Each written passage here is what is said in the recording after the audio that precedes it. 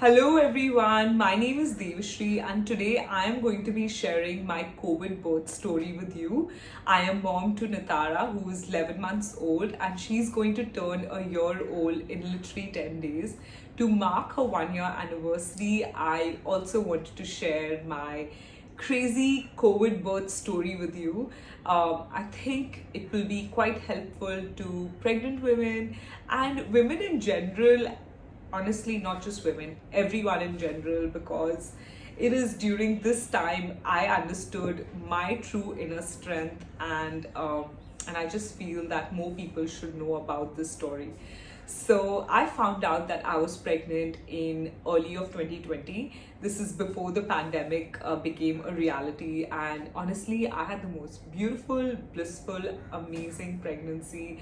I was energetic, super happy. I was extremely spiritual. So it was one of the best times of my life, and yeah, my baby was inside of me, so it was absolutely amazing. Upon going to a gynecologist quite early on, I found out that I had a fibroid which was growing outside of my uterus. Now, having a fibroid is not an uncommon thing for women. In fact, 25% of women have a fibroid at some point in their life, inside or outside of their uterus. Luckily for me, the fibroid was outside of my uterus, so it did not compete with my baby for nutrition and space. So yeah, that was one good thing. Now, the gynecologist did tell me that my fibroid could grow during my pregnancy, and that we had to very closely monitor it. But each time I would bring it up during my visits, my gynecologist would tell me to, oh, you know what, just be positive, have a positive mindset, and things will work out. I mean, to be very honest with you, what happened to me was a worst case scenario. When I was 8 months pregnant, I one day woke up with excruciating pain, and I thought it was one of those regular pregnancy aches and pains. But the pain progressively kept getting worse, and it was in that moment I knew that I needed medical attention at the earliest. So we drove down to my hospital where my gynecologist practiced. Upon seeing me, she told me that I was actually in preterm labor and that I needed medical attention at the earliest. Because I was getting preterm labor, the doctors actually gave me a lot of drugs to subside the contractions so that I could deliver at a later stage, because it's also better for the baby. So after administering a lot of drugs, my contractions did calm down just a teeny little bit, not a lot. And during that time, they also did a sonography, and we found out that my fibroid had actually grown twice in its size, and it had also reached maturity and it was turning, so that was causing the excruciating pain and the preterm labor as well. So anyway, I was in the hospital in absolute agony, and as a routine thing, the hospital tested me for COVID, and I was quite confident about testing negative because I was pregnant and I was exercising every precaution that you can name to keep myself and the baby safe. I had actually even skipped my own sister's wedding, so you can imagine. But upon my absolute surprise, the next morning when the doctor entered my room, she told me that I had in fact tested positive and that the hospital did not treat COVID patients, so I would have to go back home and find my own way around. Oh my God, that was actually a very intense moment, because the doctor that you have been consulting through your pregnancy literally abandons you. I mean, I don't blame her. It was a weird time in history, but anyway, we were on our own, and I was in absolute agony. I was hurting endlessly upon reaching home, because I was showing absolutely zero symptoms for COVID, and I thought maybe they had tested me wrong. So we called for another COVID test. And this was actually, I had first tested on Friday evening, and Saturday morning is when the first test results came out, the positive test results. And then I tested myself again on Saturday afternoon. And typically COVID tests take about a day to come. So I was at home. We had to call for a hospital bed because I couldn't sit in a normal bed. I was in a really bad shape. Now, the same night at about 3 in the morning, I started to feel the contractions once again. And this time I knew that, I just have to, go to the hospital and perhaps give birth, because it was a lot stronger this time around. Now, upon reaching the hospital, we had to go to a hospital, first of all, that had a COVID ward, and it also had to have a maternity ward where they could treat COVID positive mothers. So at 3 in the morning, we pulled as many strings as we could and went to the hospital and finally managed to get me a bed. But that's when we got to know that, I had to give birth alone. Nobody from my family could accompany me, and I was an absolute mess physically because, of course, I was hurting so bad. Now, upon getting admitted, so I think I finally got admitted at, say, about 6 in the morning, and then upon getting admitted, the nurse told me that a certain doctor would come see me. So I expected him to come as soon as possible because, guys, first and foremost, you guys, all mothers know how bad labor pain can be, but I had labor pain, and over and above that, a huge fibroid, which is 10 centimeters big, which was radiating. So it was pain which was of a different degree.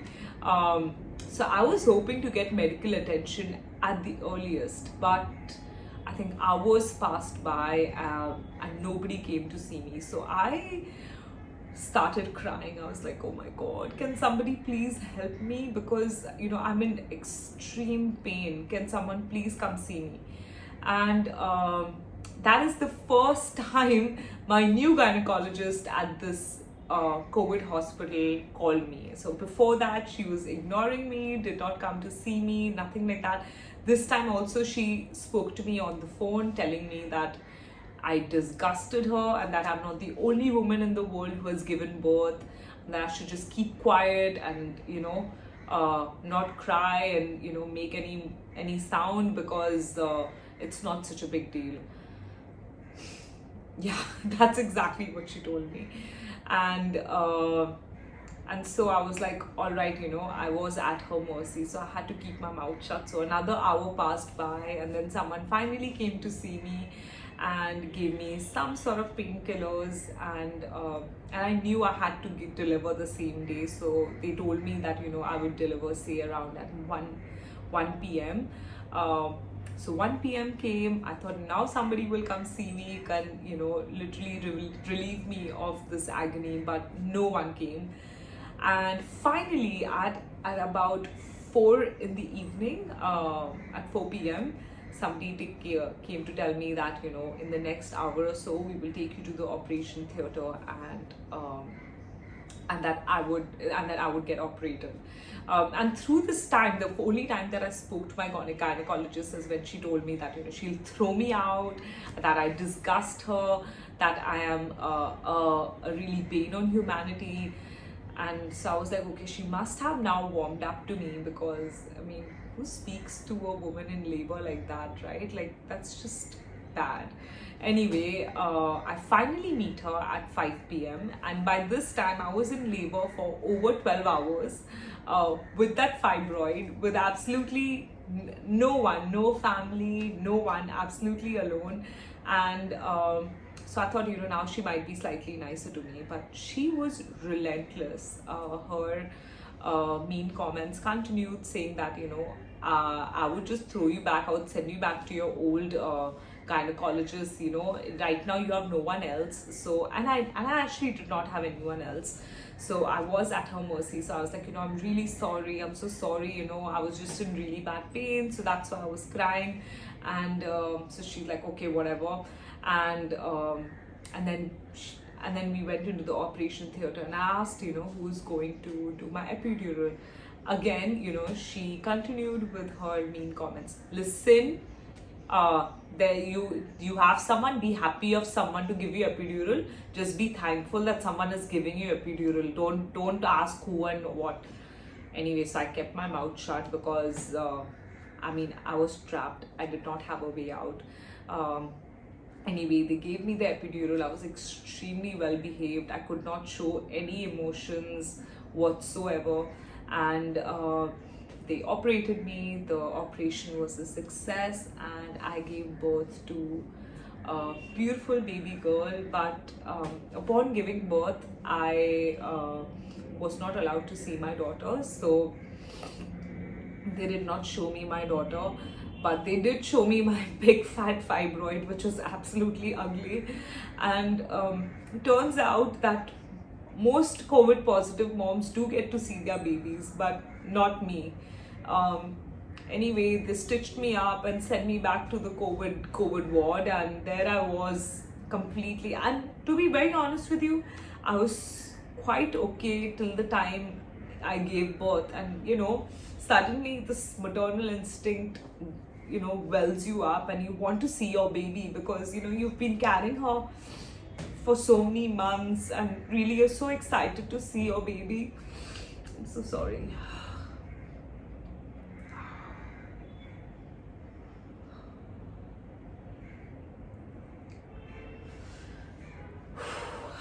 Okay, and but you can't, and it was actually the lowest point, I would say, for me. And I dozed off to sleep because I was given so many painkillers for my surgery, for my C-section surgery. Next morning I wake up, I speak to my husband, and finally my test results came out, and guess what? I had tested negative for COVID the second time around. So I literally begged the hospital to test me once again, because there could have been a mistake in the first test, because I had one positive test and one negative test, and the third one could be the clincher, and we would know whether I am COVID positive or not. And the hospital completely denied me that second test, and they continued to keep me in the COVID ward. And my poor daughter was in the NICU in the same hospital, and she had to she was also designated into the COVID ward, which is fair, because I was a COVID positive mother. Now the hospital refused to test me once again, and I showed zero, and by zero I mean I showed absolutely no symptoms for COVID whatsoever. Every day when the doctors would come to test me, my oxygen levels and all of those regular parameters for COVID, and they would think that I just ran a marathon, because I was doing so well and I had no COVID symptoms to begin with, so they gave me no treatment.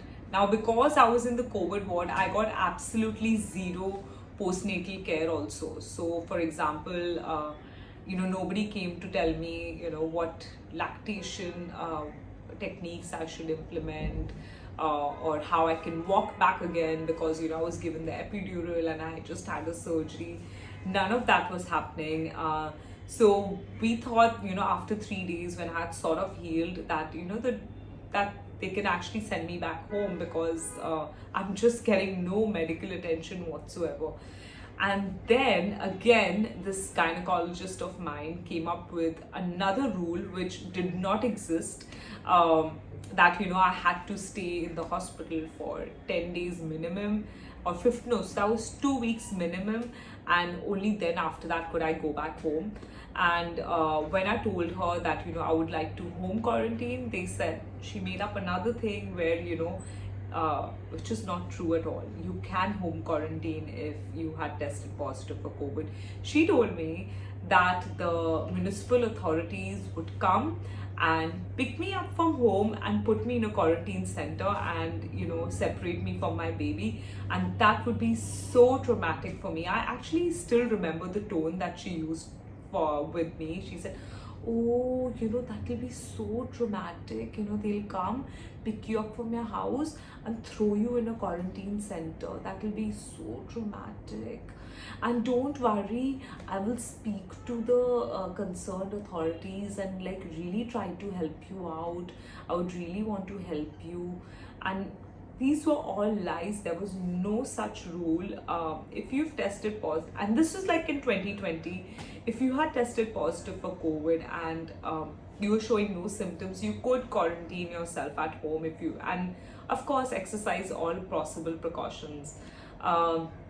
But I was denied this very fundamental right. So my husband signed a llama saying that we will home quarantine my wife. We do not want or care about hospital treatments, because I wasn't getting any no COVID treatment, nor was I getting any any postnatal care. So anyway, so he asked me to pack my bags and leave from the hospital. So we did. He came to pick me up. We signed papers saying that we're going against medical advice. But the night previous to that, and this is after I had given birth, the hospital made me at 9:30 in the night. Okay, so I guess there was the last chance for them to make some more money. They took me to the place where they do the CT scans and did a full CT scan for me. Imagine, I had just given birth and I just had a surgery. This last thing for me to do, advisable for me, was to get so much of radiation. But of course, it was another 10,000 rupees for them. So they did that, and of course I had no infection whatsoever. My chest was completely clear. Other than that, after I gave birth, they did not even bother to change my surgery sheets. So till I think the next afternoon, I was in sheets that were soaked in blood. It was just absolutely horrible. And I know that frontline workers are risking themselves and doing everything in their hands to protect people who were sick. But I mean, my experience has been quite odd. I got substandard treatment, and not just that, the way I was spoken to, and the whole, it just seems like I don't know what to say. It just seemed like a very, very odd or a bizarre experience, so to speak. Anyway, so I come back home and we had scheduled a COVID test for me yet again, because I was dying to see my daughter, like really dying to see her. I have not cried so much ever in my life. And then we test me, and the next day the results come, and guess what the results said? I had actually tested negative once again for COVID. So I mean, I really don't know why I had to go through what I went through. And anyway, this experience wasn't all bad. I really, really value every second, every minute that I have with my daughter. And I really found out just how strong I was, even though I was in the COVID ward going through hell. I wasn't absolutely miserable. I had a spiritual anchor, and I came out of it stronger and more positive. Honestly, this experience hasn't scarred me. Now, if I have to tell you what my main takeaway from this whole experience is, so my main takeaway is to really have a spiritual anchor in your life, because such times can happen to anyone, or such experiences can happen to anyone, and having a spiritual anchor will really help you navigate through these times comfortably, and you will definitely come out of it stronger. I really hope that this story of mine informed you a little bit, and helped you in some way. I hope that you're having a lovely, lovely day, and I'm sending you lots of love and positive vibrations. Bye.